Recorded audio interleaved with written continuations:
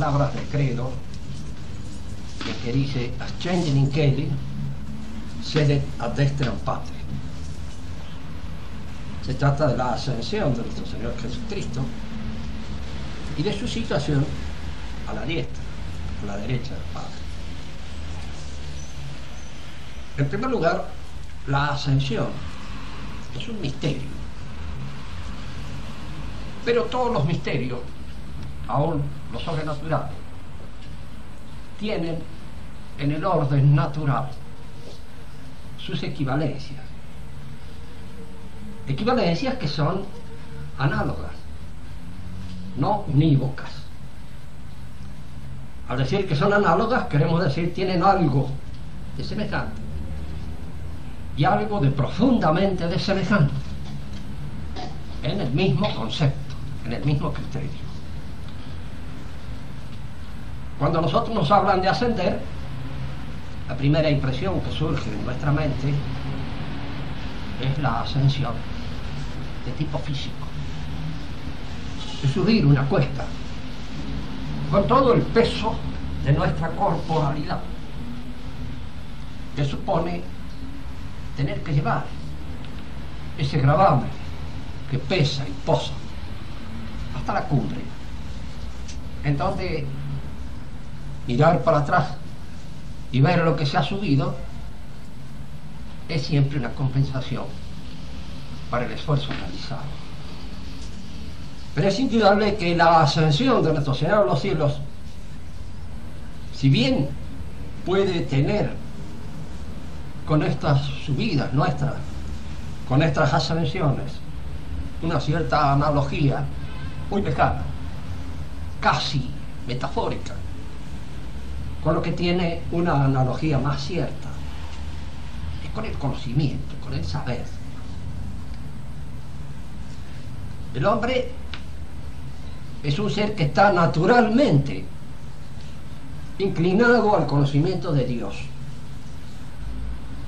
Ya por naturaleza aspira a ese conocimiento. Existen dos formas de conocer, que es conveniente insistir en su distinción. La que es propia de la ciencia moderna, que está atraída especialmente por el peso mismo de la materia, por lo que es patente, por lo que es apreciable a través de los sentidos, por aquello que es constatable. Y la ciencia tal como se conocieron y como se supieron tradicionalmente, cuando el hombre todavía tenía fresco el gran conocimiento de este cosmos que recibió en el paraíso. Las ciencias tradicionales, a pesar de todo aquello que se pueda decir con respecto al éxito, traducido especialmente en una técnica posesiva de la ciencia actual, son ciencias que sus conclusiones están hechas en función de principios de carácter espiritual. Son las ciencias de las cuales nosotros tenemos una visión en un Aristóteles, en un Platón. Son ciencias que suponen un ascenso de lo material a lo espiritual. Hay una vía ascensional, hay una vía en la cual se suceden una serie de pasos ascendentes que van de la constatación material de las cosas presentes, de las cosas con peso y con presencia contundente, hacia los principios espirituales. En el pensamiento tradicional, clásico, esos ascensos, esos diferentes niveles en los cuales el conocimiento subía, se llamaban cielos. Así lo llama Platón, así lo llama todavía en nuestra civilización, Dante Alighieri. Son ciegos, es decir, son sucesivas ascendencias en el terreno que va de lo material, nunca lo material puro, sino lo material en lo cual el espíritu se encuentra, hacia lo puramente espiritual. El primer cielo, el primer ascenso, el primer movimiento de ascensión es el que va de la cosa concreta, singular, de la cosa constatable, ubicable en un lugar, en el tiempo y en el espacio, a la idea general, a la idea universal. Es lo que va, podemos decir, para tomar un ejemplo, de este hombre, Juan, Pedro, Miguel, a la idea de hombre, que es una idea universal, válida para todos los hombres, pero que se obtiene del hombre concreto, del hombre que existe aquí frente a nosotros, y se obtiene por un proceso de eliminación de materia, por un proceso en el cual todo lo que es o pertenece a la materia sensible individual desaparece en favor de la noción universal que emerge como un fruto de este trabajo de eliminación de materia. A esto se le llamó siempre en el pensamiento clásico abstracción. Abstraer es eliminar materia para alcanzar una noción, una idea, algo que indudablemente se encuentra en la realidad concreta, está allí, inmerso en la materia. Para que nuestro espíritu pueda concebirlo, necesito despojarla de la materialidad que me la hace opaca, que me impide el acceso a esa noción, a esa idea, porque en el fondo es eso. Cada una de las cosas que nosotros vemos y apreciamos es una idea realizada, una idea hecha carne, una idea constituida en una materialidad determinada.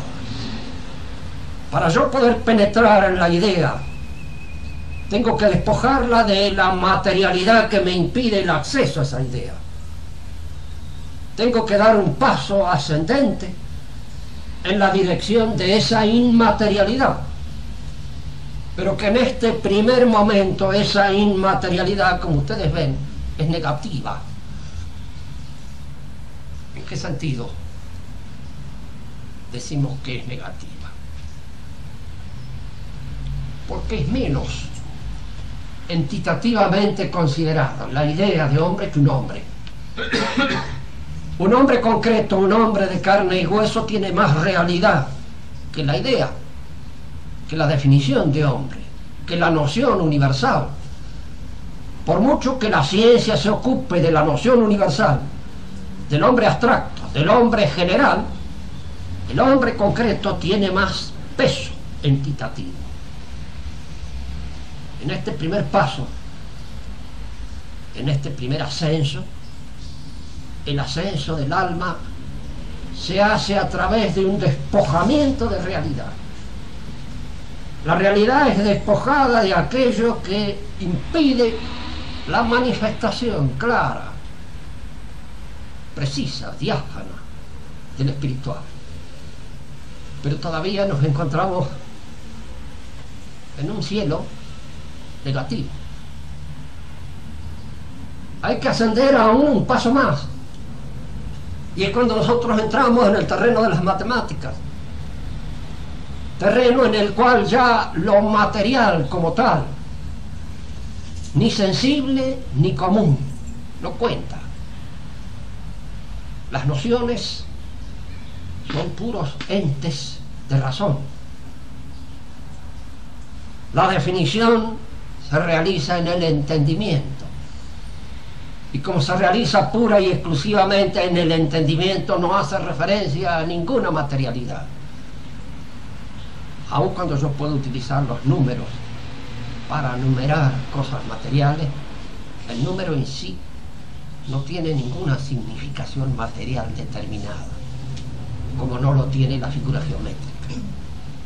Yo me encuentro en un segundo paso, en un segundo cielo ascendente, en un segundo movimiento en el cual también en este movimiento hay un momento de despojo de realidad.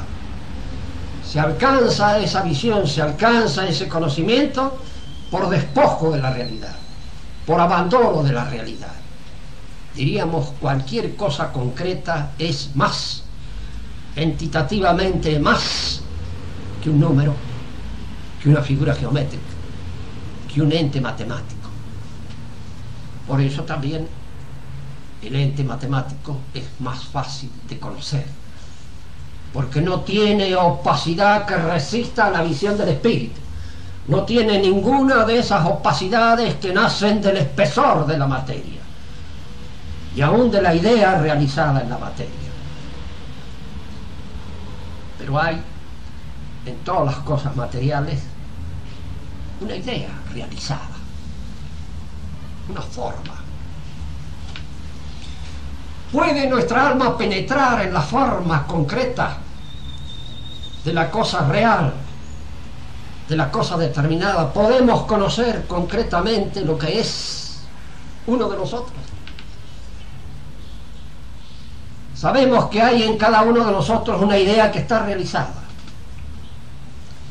Sabemos que hay una formalidad que encuentra su efectivización en una corporalidad, en algo que tiene espesor, en algo que tiene ubicación en el tiempo y en el espacio.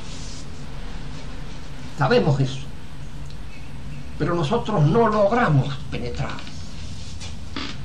no entramos en la hondura de esa idea, no la vemos tal como ella es, en todo el esplendor y la plenitud que tiene en la mente del que la ha creado. Tal como ella es, está en la mente del Creador, pero tal como aparece allí corporalizada, tal como aparece sumergida en la materialidad, carece del esplendor suficiente como para aparecer ante nuestra mirada, ante nuestro espíritu, con toda la diafanidad con que la ve Dios.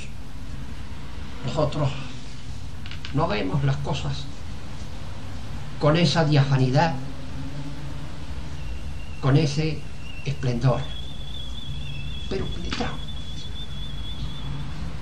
En primer lugar, en el terreno de la metafísica o en el terreno de la ciencia última, que conoce las cosas, nosotros vislumbramos que la forma o la idea de una cosa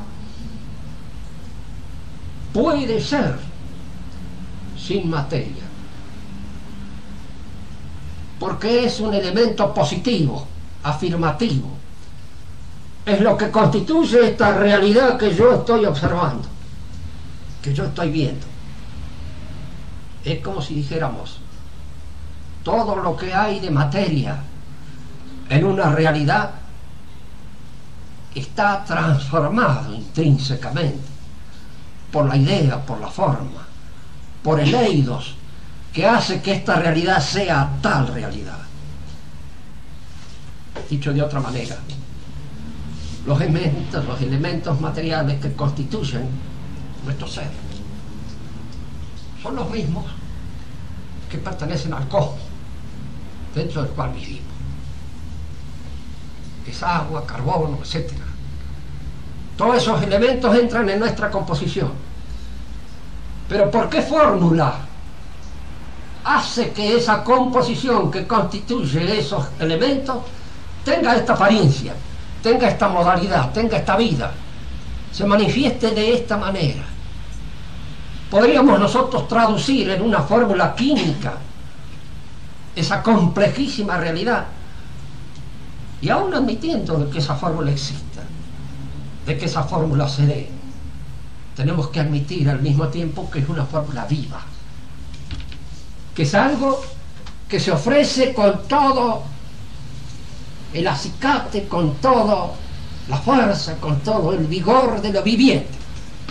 Es precisamente algo viviente, algo que se encuentra transformando toda esa realidad material que le sirve para expresarse, para manifestarse, para denotar su propio signo, su propia realidad, su propia existencia. Si nosotros observamos entonces de que la idea es lo que determina a la materia, es lo que la configura, es lo que la transforma y es lo que puede incluso transfigurar a la materia hasta hacerla cada vez más diáfana, cada vez más transparente, cada vez más capaz de descubrir la idea que se encuentra en el fondo de ella. Fíjense que en los seres este mayor o menor grado de transparencia, este mayor o menor grado de diafanidad se da. Se vea desde la figura del simple cascote, pasando por un ser vivo, hasta los hombres, y en los hombres mismos el rostro revela, manifiesta el trabajo del espíritu. Cuando el espíritu trabaja en un cuerpo, se deja manifestar a través de él. Y cuando el espíritu no trabaja más, cuando la materia se impone, cuando el cuerpo se hincha, se abotaga, y en su abotagamiento, diríamos, ahoga al espíritu, también se manifiesta. Recuerden ustedes, los que lo han visto, los 4 retratos famosos que existen de Lutero. El primero, cuando era todavía un monje, delgado, ascético, en el cual se notaba la vivacidad de la mirada. Luego va engrosando cada vez más, hasta no ser nada más que una especie de hinchazón en el que aparecen 2 ojitos astutos que apenas dejan vislumbrar esa apariencia de espiritualidad que es la astucia, esa espiritualidad casi colindante con la animalidad que es la astucia, porque la astucia es la espiritualidad que calcula pura y exclusivamente los beneficios que puede recibir el que vive. Es una cualidad que sirve para sobrevivir. La materia es pues una expresión o una manifestación de una forma que está ya sustentándola.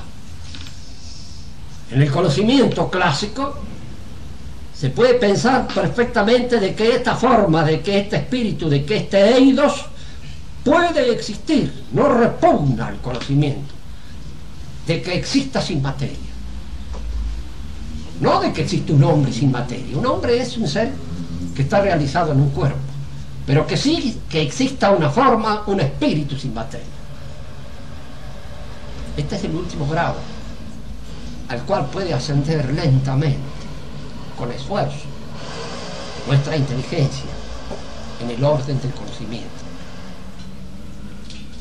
Diríamos nosotros que en el caso de nuestro Señor Jesucristo, cuando Él en el monte Tabor sufre una transfiguración, lo que allí se quiere hacer ver a los asombrados discípulos que lo están contemplando es cómo la refulgencia misma del espíritu puede transformar y hacer transparente la materia, hasta convertirla en algo que parece una llama misma del espíritu, que parece un cristal en el cual la espiritualidad se refleja con toda su agilidad, con toda su fuerza ascensional. Y eso es lo que pasará con nosotros. Ascendere ad Deum, ascender hacia Dios, subir hacia Dios, es en cierta manera ir liberándose de los lazos que nos atan a la carne sublevada para ser cada vez más fieles a aquel principio de espiritualidad que está en nosotros. Ese es el ascenso normal en el camino de nuestra realización aquí en la tierra, hasta que entremos en los ascensos supremos que constituyen ya el halo del misterio, del cual ya no tenemos noticia.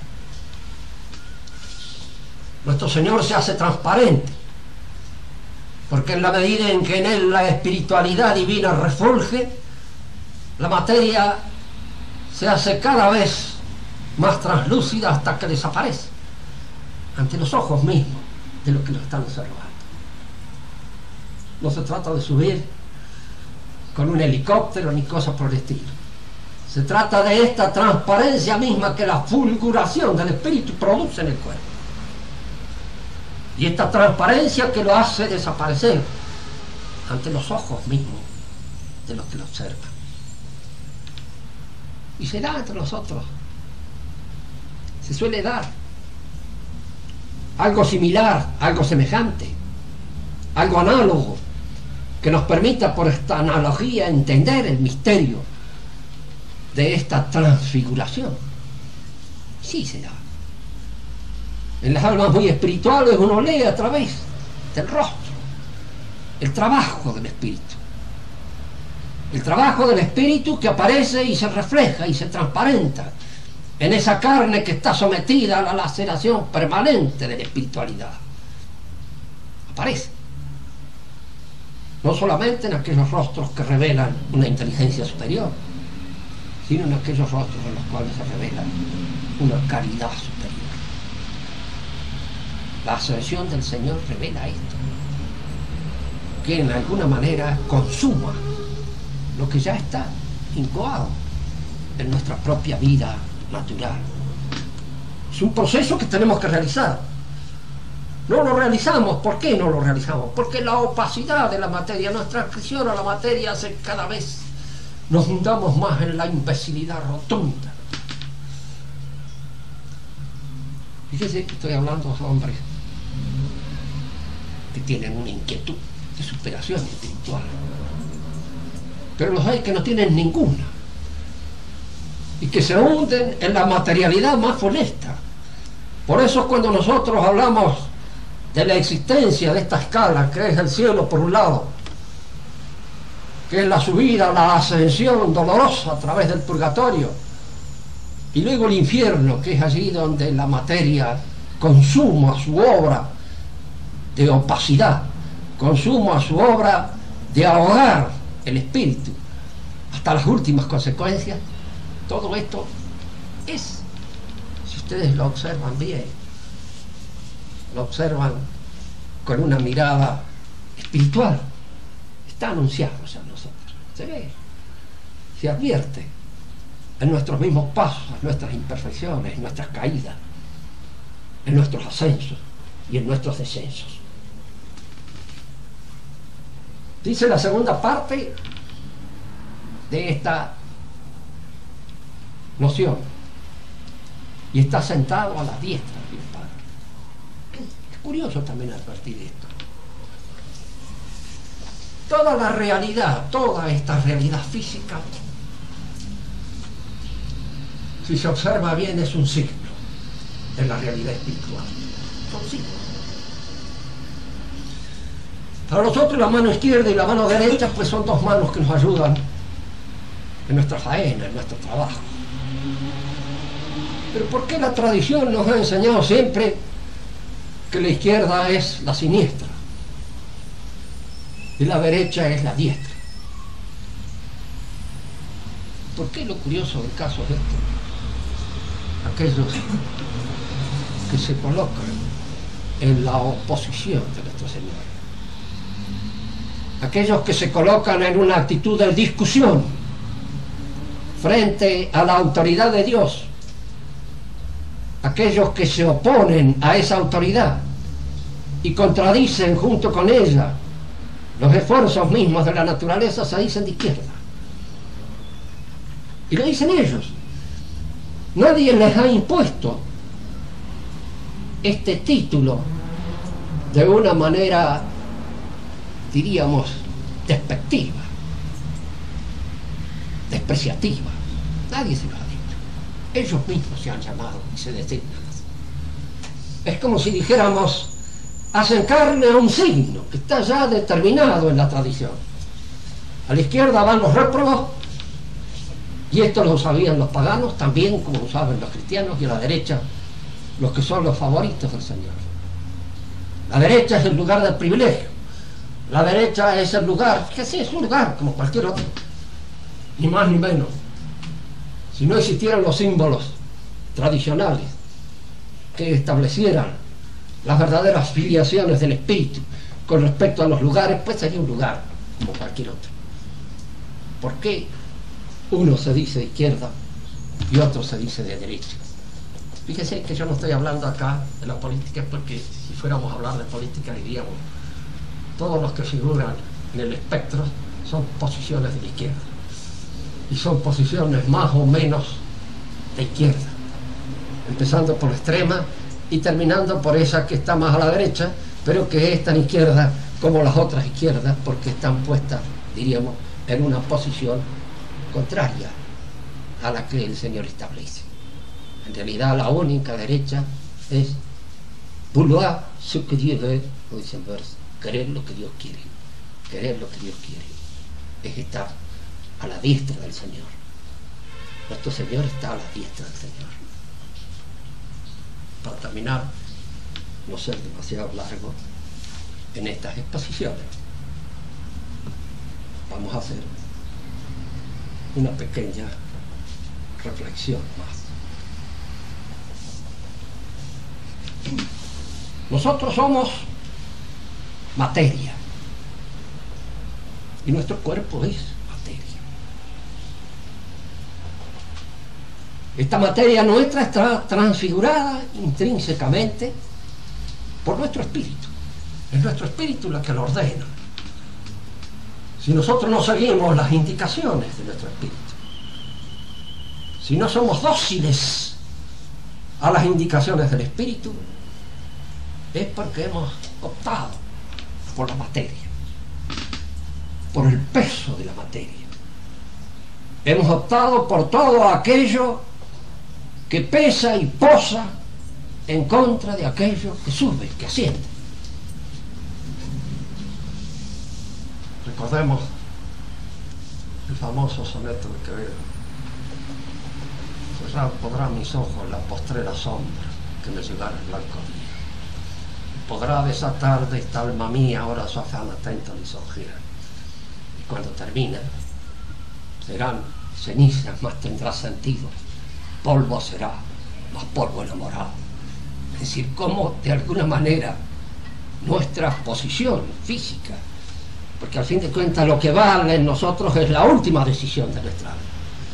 En la medida en que ese despojo ha dado hasta el último momento muestras de su amor, muestras de su deseo de ascensión, es este deseo de ascensión el que queda, parece, en las últimas cenizas, como lo dice el poeta, que serán cenizas, más tendrá sentido, y será polvo, pero será el polvo que ha muerto en el amor de Dios. Nada más. Si ustedes quieren hacer alguna pregunta, con mucho gusto responderemos.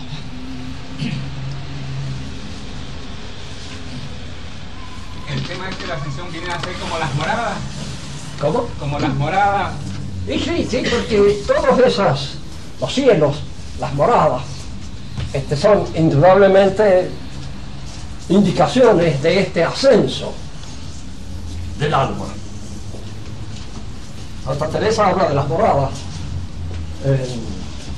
Dante se habla de los cielos, pero es lo mismo, es la indicación así de esta especie de subida, como decía San Juan de la Cruz cuando explicaba a las monjas la subida al Monte Carmelo, y entonces indicaba todas las cosas que hay que vencer, las acechanzas de la carne, las acechanzas del espíritu del mundo, de todas las cosas que el hombre tiene que ver.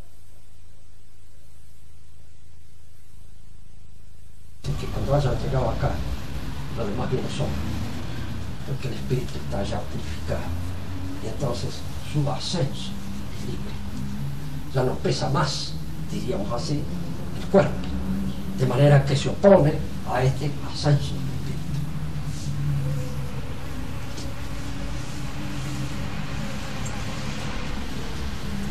Por todo lo que yo quería hacer de la que grababa es porque a veces suele quedar una imagen un poco aunque nosotros lo va subiendo así como los palomitas. En realidad se trata de una intensificación del espíritu. Es decir, él se manifiesta a través del cuerpo, comienza a manifestarse cada vez más, ya más allá del cuerpo. Se manifiesta en esa plenitud que cuando llega a la plenitud ya no se ve más nada. Es Dios el que está, y es Dios el que maneja.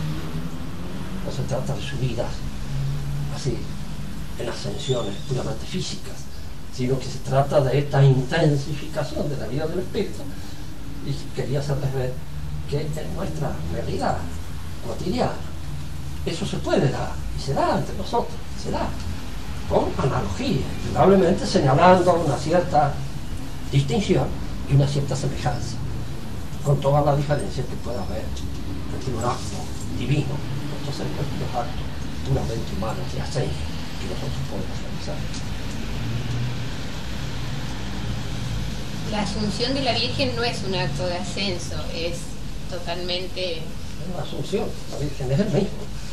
Es decir, en ella su espiritualidad arrebata, va con el cuerpo, entra, ya diríamos así, en esa otra dimensión, para decirlo en términos de televisión, que es una dimensión desconocida. Porque indudablemente se trata de entrar en una dimensión que no es la nuestra, porque está cerca, está al lado. Tiene en cuenta el ser, que es Dios, es trascendente y es inmanente. Ya San Agustín decía, ascendere ad Deum est intrare se ipsum, es entrar dentro del sí mismo. Entrar. Yo puedo llegar a Él a través de las cosas y puedo llegar a través de mi propia espiritualidad, porque Él está adentro y afuera. Es sujeto y es objeto. Es la realidad plena en toda su expansión espiritual. Entonces, la posibilidad de estar con Él es pues simplemente esta expansión que se traduce en este hecho de que la Virgen, aún en su realidad corpórea, se transfigura en esta persona que está desde ahora en el Espíritu, que está en el reino del Espíritu. Ya ha sido arrebatado, es así, arrebatado, que el arrebato es eso. Es decir, a vos que te gusta el arte, pues el arrebato, el orden del arte, es simplemente ese salirse, arrancarse de sus propios límites, que a veces la música puede producir en una canción. Ese salirse de sí mismo. Nosotros tenemos en toda la observación, el arte, etcétera, estas posibilidades que nos permiten entender por analogía lo que suele suceder en estos otros terrenos de la espiritualidad. Momentáneamente no vemos una serie de cosas, porque nuestro ojo está todavía demasiado pegado a las cosas terrenas, ¿no? Estamos demasiado ligados todavía a nuestra vida terrestre, pero en la medida en que nos vamos desligando de ella, esa visión se nos empiezan los místicos y los que tienen una visión más profunda de todas las cosas espirituales, que constituyen este orden de ascenso. No es subida, sino que es intensificación de la espiritualidad.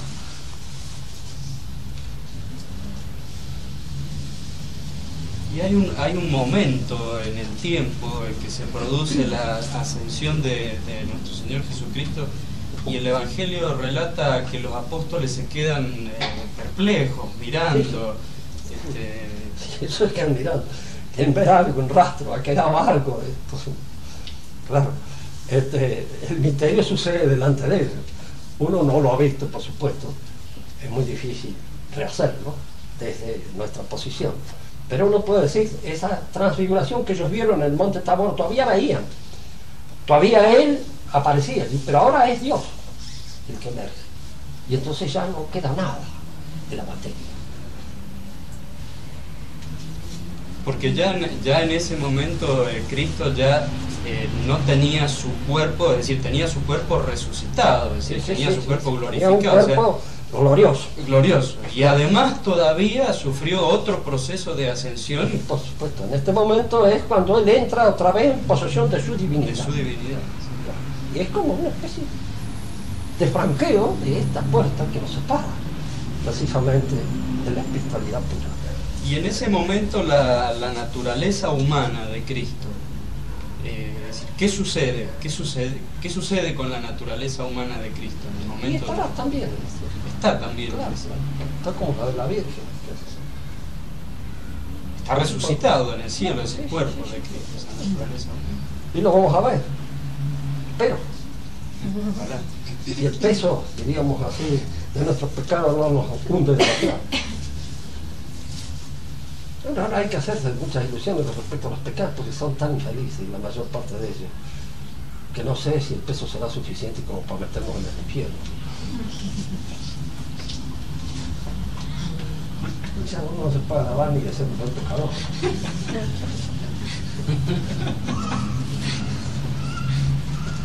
Es un consuelo, ¿Eh? es un consuelo.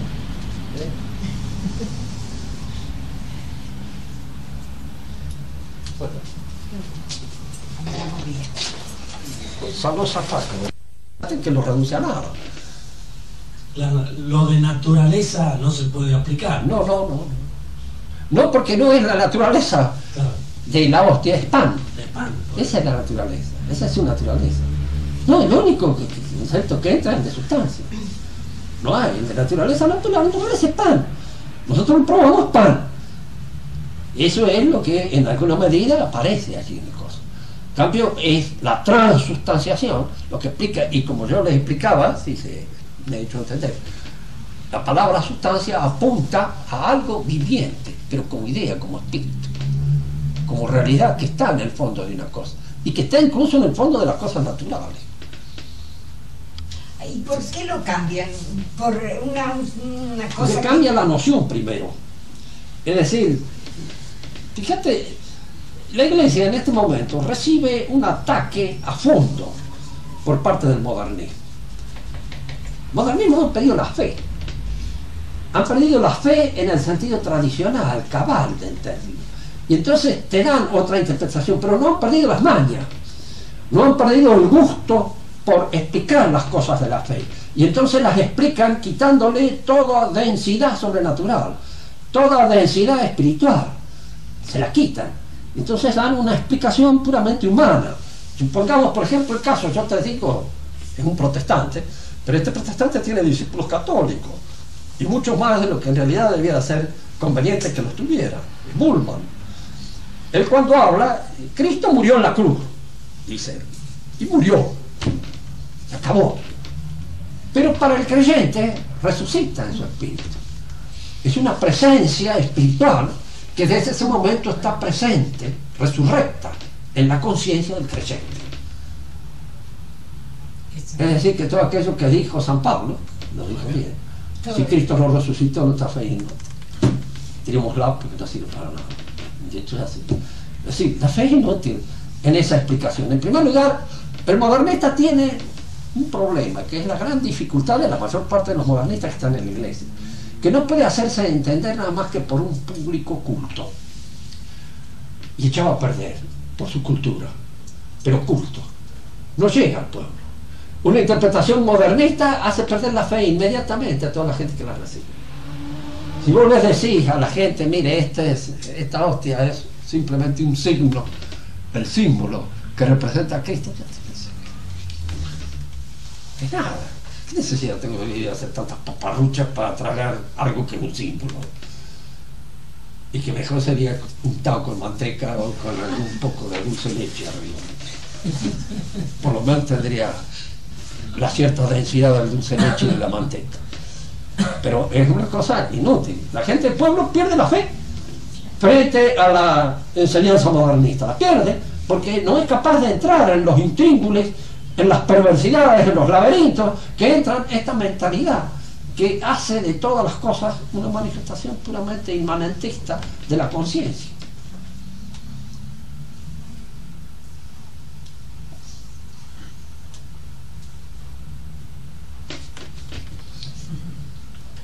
A ver, otra pregunta. Carlito, te veo groggy.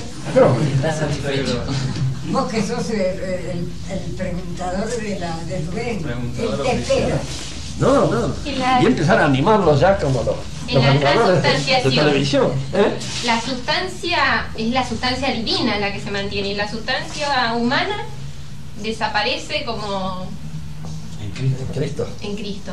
No, en la hostia. Es decir, queda la sustancia humana, la sustancia divina, y la sustancia No hay nada humana. más que una sustancia, que es la divina. Claro, pero Hay dos naturalezas. claro, pero en Cristo No, tiene la sustancia humana naturaleza. no existe en Cristo, la sustancia divina es la que lo sostiene. Él es Dios. Entonces es la sustancia divina la que en alguna manera sostiene las apariencias, los accidentes, las manifestaciones de ese hombre que fue Cristo. La sustancia divina es la persona, la segunda persona del verbo. Y es ella también la que está en la hostia, con toda su presencia real. Es ella la que está en la hostia. Es decir, que esa naturaleza entonces de hombre fue nada más que para un periodo de tiempo y hoy Claro. desaparece. Y Es decir, no fuera sabemos, no sé, porque en el otro mundo a lo mejor nos espera también. Nos con prometió naturaleza humana. tomar un trago más en el otro mundo. No, mi padre. Él lo prometió. Aunque, Porque no volveremos a beber el vino. claro, aunque dice claramente, este es mi cuerpo.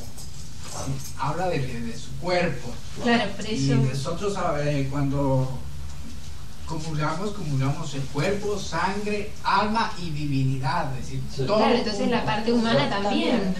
La sustancia también Es humana. divina. Es una sustancia divina que está allí en la sangre y está en el vino y está en el pan. Todo eso sí. Bueno, ahora, todo lo demás pertenece al misterio, es decir, cómo lo veremos a Cristo como fue cuando era hombre. Yo creo que sí. Sí. Pues está a la derecha del Padre con todo su cuerpo. Esperamos ver. Tenemos suerte. En Cristo, la naturaleza de Cristo. La naturaleza es doble. Son dobles. Es la naturaleza divina y la naturaleza humana. Él asume la naturaleza humana. Bien. Al hablar entonces del nuevo credo de la misma naturaleza que el Padre, no haría falta una distinción. Bueno, harían falta muchísimas distinciones más. No una sola, varias más. No, Habría que porque hablar- entonces no sería correcto. No es correcto. Claro. No es correcto. No es Se puede, completo. claro, no es preciso. Claro. Digamos, el credo, ya como lo propone San Atanasio, tiene esa precisión, corrige. San Atanasio lo hizo para terminar con el arrianismo. De una vez sí se aceptaba ese credo. El arrianismo continuó, por supuesto, más avanzó sobre todo la iglesia, porque en la actualidad está pasando algo muy parecido a lo que pasó en la época de Arrio, muy parecido. En un momento determinado toda la iglesia fue arriana, no el Papa. Papa Arriano, pero un Papa que fue partidario más o menos, bueno, Cuando yo menos no cayó hablo- también. Claro. Cayó en algunas. Pero no era él arriano, ¿no? En la actualidad nosotros no podemos decir que sea un modernista, convicto y confeso, no lo es. Formalmente no lo es, pero favorece. Y también, qué parecido, ¿no? Había los semiarreanos que eran la línea media. ¿Qué les parece?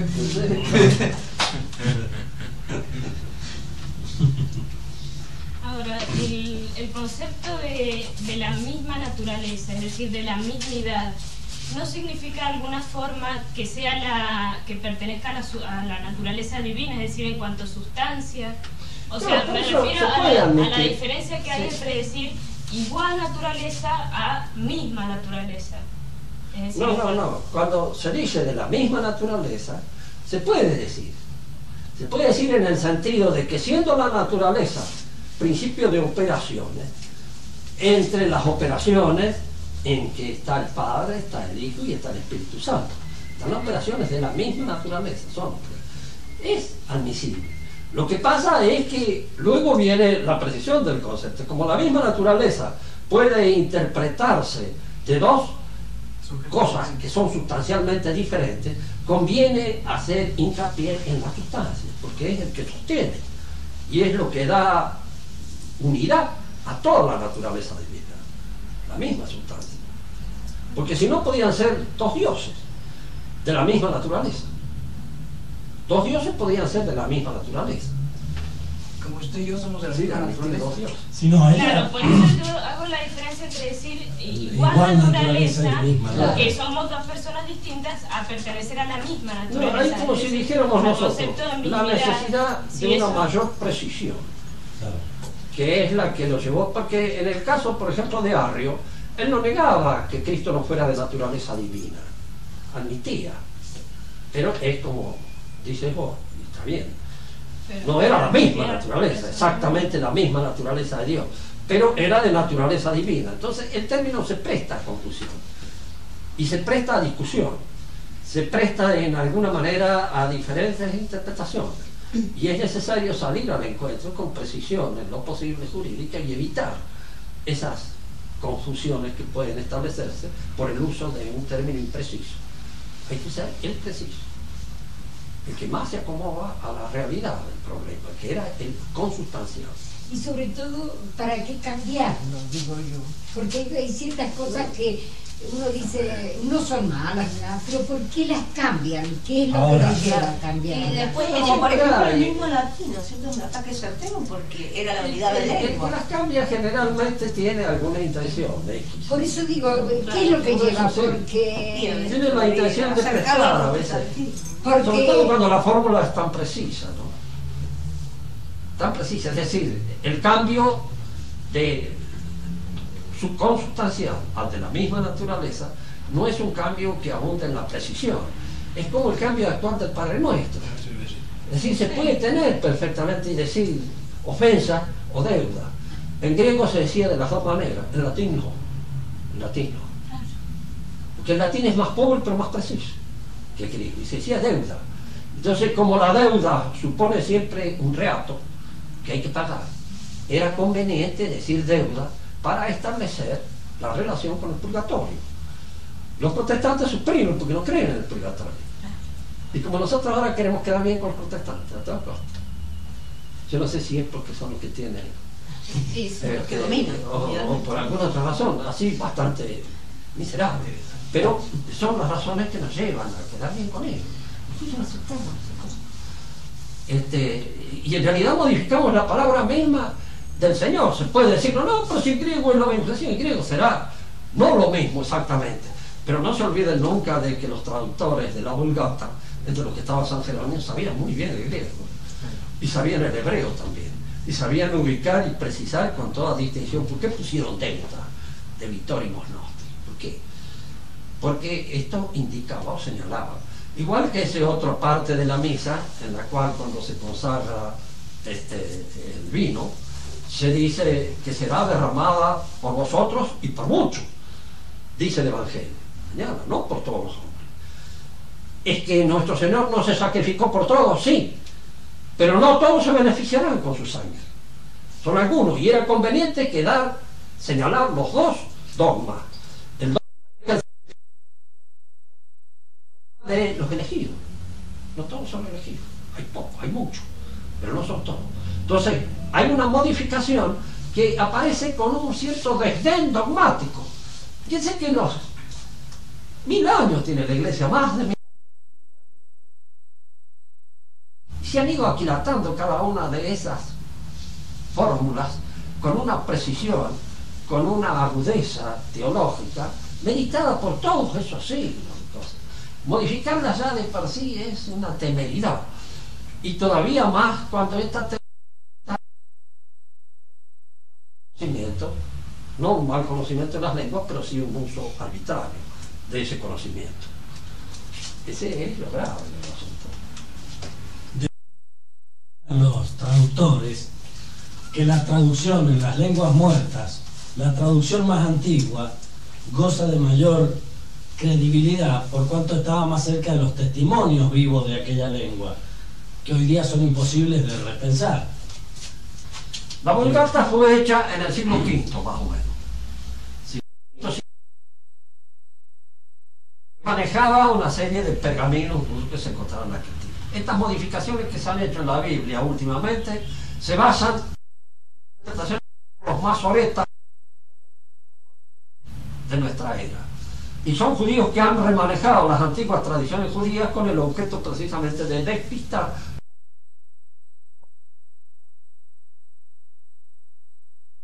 Por ejemplo, hay una parte en la que dice, ¿no es cierto?, la Virgen tendrá un hijo. Y tú pones la muchacha tendrá un hijo. Basta. Hay muchas muchachas que tienen hijos. Pero precisamente en este caso es la de la... y es indudable que aquí se trata, los términos son arbitrarios. Nosotros convenimos en que esto se llama estufa. Podríamos convenir en que...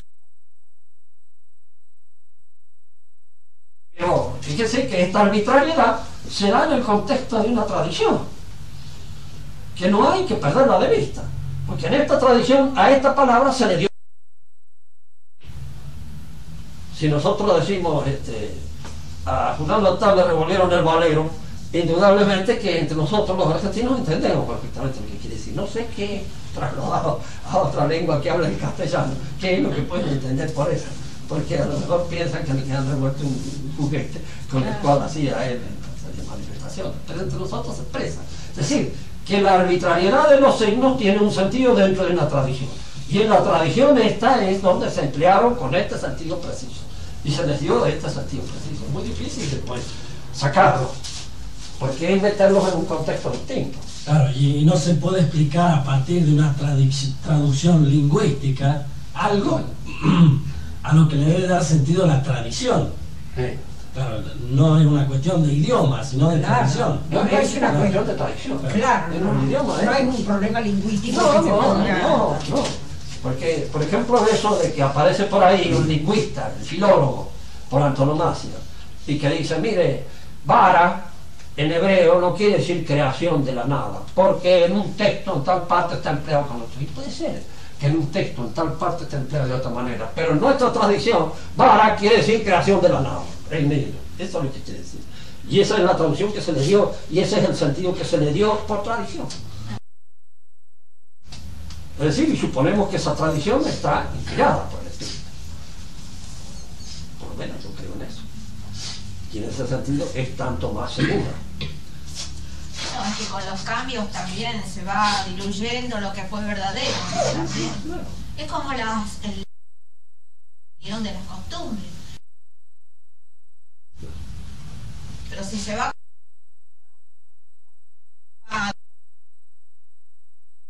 adentro de un siglo más, no sé los qué filólogos pasará. son personajes un poco especiales, ¿no? Ellos estudian. Y claro, a veces en este estudio se olvidan de que en tal tradición esto quiere decir tal cosa, y que allí no tenía lugar a duda. Yo me acuerdo a veces me ha interrumpido, dice, este concepto que usted dice, lo atribuye, el de sustancia, es empleado por sí lo puede emplear como quiera, pero la tradición aristotélica es empleado en este sentido que acabo de explicar. Y esa es la tradición que recibió Santo Tomás y es la tradición que está dentro de la misma. Claro, es decir, que yo por una cuestión lingüística no puedo hacerle cambiar el sentido que esa palabra expresó durante miles de años una serie de personas. Claro. Pero de todos modos lo que se busca, digamos, el tema lingüístico es una excusa, es una excusa para cambiar la pronuncia. Claro, es lo que vos decís que... No es que yo me aferre a que porque en griego yo no, es lo que yo estoy tratando de Hay comprender una y discusión lingüística, hay un propósito distinto. Claro, porque inclusive nosotros no es que estemos haciendo hincapié en que si usamos el término, no, y que vimos en eso, todo eso que uno pierde de arrodillarse y decir acá está Dios, está nuestro Señor Hay en un una conocimiento, un saber vivo, transmitido a través de esa cosa, que es lo que uno trata de conservar. No la expresión lingüística. No el término, ni que si ponen esto que... Yo soy el menos filólogo de todos los que andan metidos en esas cosas, bueno, sé poco y nada de filología, pero sé lo suficiente como para poder decir que no me dejo engañar con un filólogo que me viene con 10.000 cosas, y todo esto puede ser muy interesante en un momento determinado. Decir, fulano de tal uso este término con otro sentido, nosotros en nuestra tradición usamos con esto. ¿Cómo se complica todo esto con el tema famoso de la psicogénesis ahora? Lo veo que le están metiendo es la transformación del lenguaje nuevo. Digamos, es ya el ataque, bueno, obviamente el latín ni deben saber qué, pero ya el castellano, cómo lo están transformando, es decir, la hipótesis de que cada niño puede y que el maestro debe aprender Era los efectos de romper todo.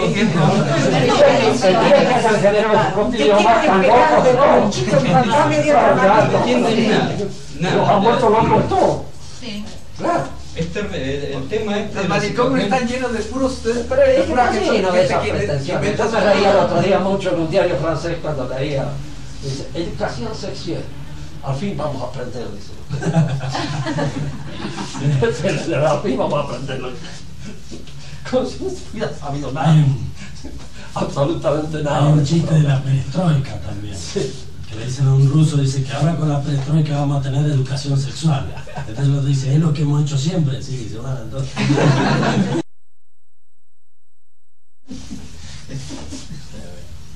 La cuestión es vender nuevos libros que dicen otras cosas y modificarlo todo, pero ¿no? es más profunda, sí, pero es profunda. Lo que ya no, que tiene toda una manera de hablar, de pensar, es la tradición. Enseñado que él puede hablar de otra manera, entonces ya no tiene relación con el padre, ya es romper cualquier medio. Esta letra es A. El chico podría hacer un milagro, diríamos, de interpretación, y decir, dígame, señorita, no se podría hacer de otra manera. Y claro que se puede hacer de otra manera, pero si usted no empieza por imponerle esta manera, no aprende nada. No sale de la... No sale de su duda. Claro, se puede hacer de 10.000 maneras, ¿no? Porque son signos convencionales. Bueno. Todos estos cambios están influidos por el ateísmo, directamente. Estos cambios están influidos. Todo este que debe destruir la tradición, ¿está influido por el ateísmo o por el judaísmo? Y por el modernismo. Pregunta que todo este movimiento, tanto en la educación... Quiere romper con todo lo que es ¿Cuál es el motivo? ¿Un modernismo? No, le pregunta si es el ateísmo o el judaísmo. O el judaísmo que pudiera... Para solucionar el problema, porque si no, en buscamos la causa, se iría mucho más ingenio del que tengo. Pero hay un personaje que nosotros nos olvidamos que existe, que es el diablo, que está detrás de todo esto. Y que de alguna manera, claro, porque es él el que nos confunde. Y es él el que busca todas estas cosas así de extravío a la gente. A la gente hay que embrutecerla y entontecerla. Hay dos maneras de estupidizar a la gente. Una, la que usaron los soviéticos, que parece ser no da buenos resultados, que es el miedo, el temor, la imposición del terror desde arriba del Estado. Y la otra es la excitación del bajo psiquismo en la sociedad de consumo. Hay que consumir cosas, el otro, aquello, y entonces el objetivo es siempre ir creando un individuo de baja estatura moral y de peor estatura espiritual.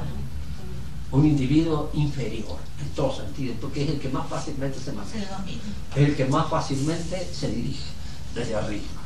Y el objetivo de nuestros gobiernos son en general todos los gobiernos totalitarios. ¿Cómo podemos manejar mejor a la muchedumbre? Fíjense que ahora se dan las técnicas. Primero separándolas de la tradición, separándolos de los padres, creándole un lenguaje distinto, una matemática distinta, una forma de pensar diferente, con el objeto de separar, que no reciban la influencia de los padres. Porque fíjense que en Rusia el problema que se les presentó muy grave, lo señalo nada más por esto,